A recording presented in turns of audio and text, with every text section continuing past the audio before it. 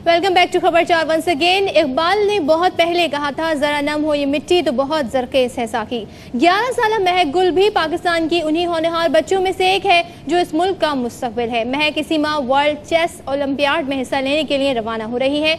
तुर्की जाने के लिए बेचैन है वो, और राबिया नूर हमारी नुमाइंदा उनके हमरा मौजूद हैं। देखते हैं वो हमें क्या बताती हैं।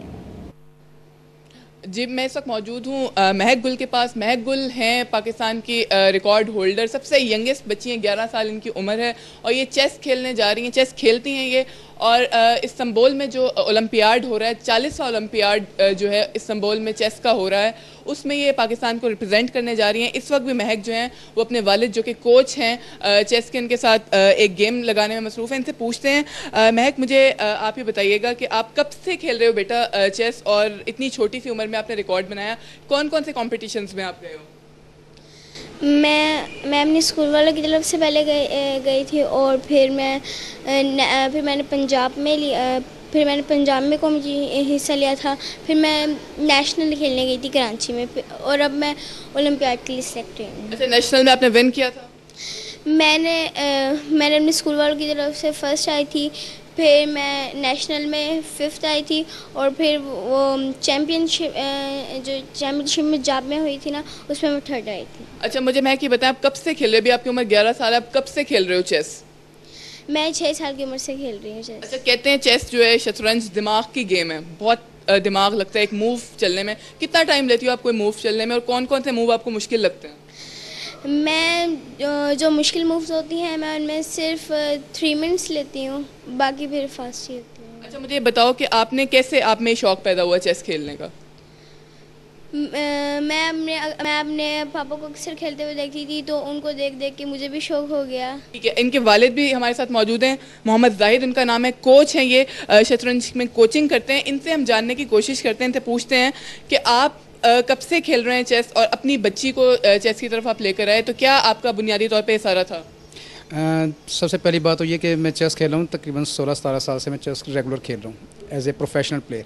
और एक जिसकी मुझे बहुत कमी थी कि यहाँ पर फीमेल का जो चेस का रुझान है वो ना होने के बराबर है, तो इसलिए मैं सबसे पहले अपनी बेटी को लेकर आया। आपकी बेटी सिलेक्ट हुई है, वो भी 11 साल की उम्र में, इतनी छोटी उम्र में, तो कैसा फील कर रहे हैं आप? मैं अल्लाह का शुक्र है बहुत खुश हूँ, और आपको मैं सही बात बताऊँ, मैं एक्सपेक्ट नहीं कर रहा था कि इस बार इस 2012 के जो नेशनल हुआ है इसमें ये ओलंपियाड के लिए क्वालिफाई कर जाएगी। देखा आपने, महक गुल जा रही हैं तुर्की, और वहाँ पर वो हिस्सा लेंगी आलमी ओलंपियाड में। सबसे कम उम्र है वो बच्ची जो सारे कंपटीशन में हिस्सा लेंगी, और पाकिस्तान में वो नेशनल अवार्ड याफ्ता हैं। चेस का आलमी मुकाबला हो रहा है, इसके लिए बहुत ज़हीन और बहुत फतीन होना ज़रूरी होता है। तो आप अंदाज़ा लगा सकते हैं कि 11 साल बच्ची कितनी ज़हीन होगी जो चेस खेलने के लिए जा रही है। और देखते हैं कि मुकाबला कैसा होगा, क्योंकि पाकिस्तान के तरफ से ये पहली बच्ची है जिसकी उम्र बहुत कम है, 11 साल है सिर्फ, और ये जा रही है तुर्की, इस्तांबुल जो कि दारुल हुकूमत है तुर्की का, वहाँ पर आलमी मुकाबला होने वाला है चेस का। दुनिया भर के ज़हीन बच्चे यहाँ पर मौजूद होंगे। देखना ये कि पाकिस्तान की 11 साल महक क्या कमाल दिखाती है। इस हवाले से हम देखेंगे कि हमारे यहाँ जितनी भी जो बच्चे हैं, चाहे हम बात करें मलाला यूसुफजई की और दीगर बच्चों की, उन्होंने हमेशा, अरफा करीम को हमें नहीं भूलना चाहिए, इन्होंने हमेशा पाकिस्तान का सर फ़ख्र से बुलंद किया है, पाकिस्तानियों का सर फ़ख्र से बुलंद किया है। पाकिस्तान की एक और छोटी सी नन्ही बच्ची जा रही है तुर्की, और हमें चाहिए कि हमें इसे दुआएं देनी चाहिए ताकि ये आगे बढ़े और पाकिस्तान का नाम ऊंचा करे। अब हम बात करेंगे रमज़ानुल मुबारक की, क्योंकि रमज़ानुल मुबारक में जहां एक तरफ हमने आपको बताया था कि भत्ताखोरी सरगर्म हो चुकी है, तो महंगाई भी उरूज पर पहुंच चुकी है।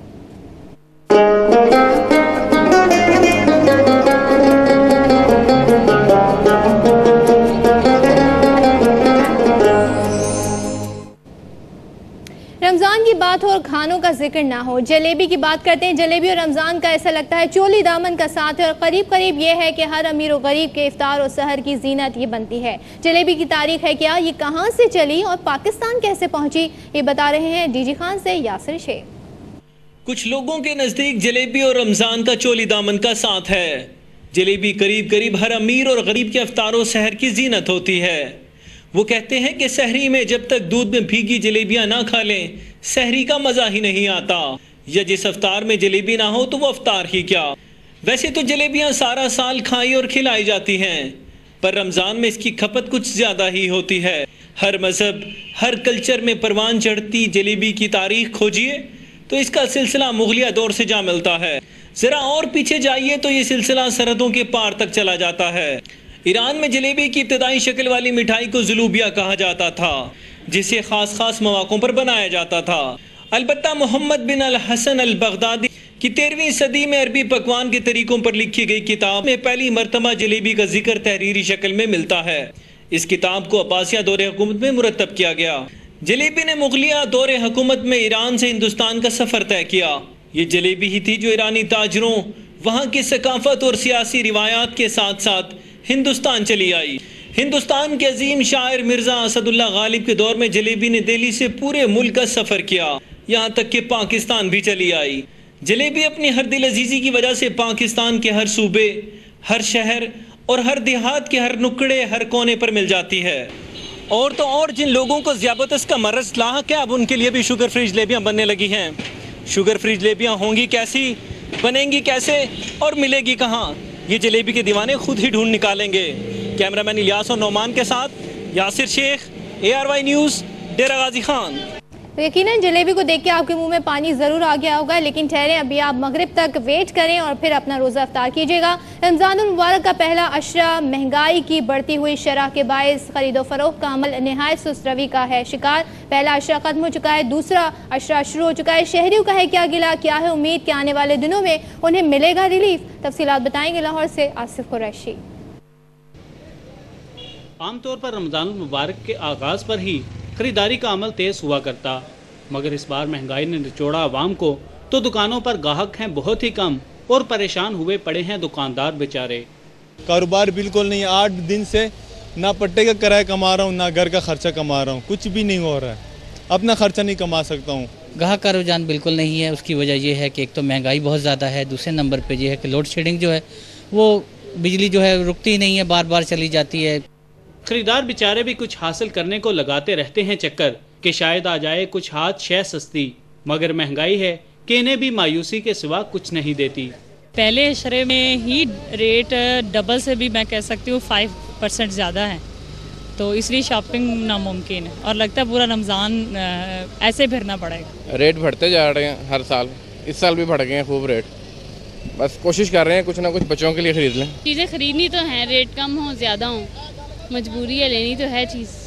रमज़ानुल मुबारक के पहले अशरे के दौरान खरीदो फरोख्त की सुस्त रवी से होता है अंदाज़ा कि लोगों की कुव्वत खरीद हो चुकी बहुत मुतासिर। ऐसे में महंगाई पर ना पाया गया कंट्रोल तो मायूसी होगी अवाम का मुकद्दर। कैमरामैन ताहिर मुगल के साथ आसिफ कुरैशी, ARY न्यूज़, लाहौर।